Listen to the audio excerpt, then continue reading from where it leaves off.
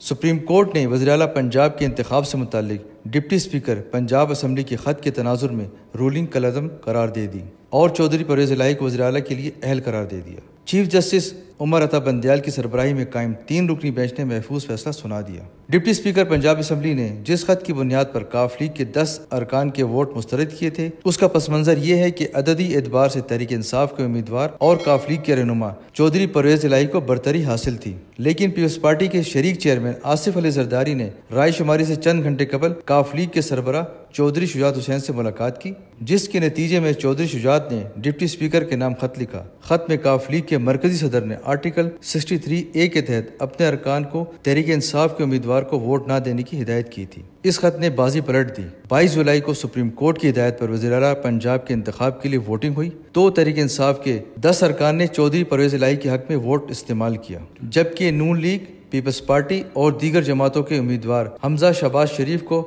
179 vote ملے۔ تاہم deputy speaker دوست محمد مزاری نے کاف لیگ کے 10 ممبران کے ووٹ شمار نہیں کیے اور حمزہ شہباز شریف کو کامیاب قرار دیا تھا۔ اس رولنگ کے خلاف چودھری پرویز الہی سپریم کورٹ چلے گئے۔ سپریم کورٹ کے 3 رکنی خصوصی بینچ نے پرویز الہی کی درخواست پر سماعت کی۔ چیف جسٹس عمر عطا بندیال کی سربراہی میں بینچ میں جسٹس اعجاز الحسن اور جسٹس منیب اختر شامل ہیں۔ عدالت عظمیٰ نے الیکشن کے اگلے روز حمزہ شہباز شریف کو ٹرسٹی وزیر اعلیٰ قرار دیا اور پیر 25 جولائی سے کیس کی سماعت شروع کی۔ دوسری جانب حکمران اتحاد نے سماعت کے لیے فل کورٹ یا لارجر بینچ کی تشکیل کا مطالبہ کیا تھا، جو سپریم کورٹ نے مسترد کر دیا، جس کے رد عمل کے طور پر حکمران جماعتوں نے منگل کو سماعت کا بائیکاٹ کر دیا۔ تاہم بینچ نے چودھری پرویز الہی کے وکیل علی ظفر کے دلائل کی روشنی میں چودھری پرویز الہی کی درخواست منظور کر لی اور انہیں وزیر اعلیٰ ڈکلیئر کر دیا۔ پی ڈی ایم کے سربراہ مولانا فضل الرحمان، مسلم لیگ نون کی رہنما مریم نواز، پیپلز پارٹی کے سربراہ بلاول بھٹو زرداری سمیت تمام اتحادی جماعتیں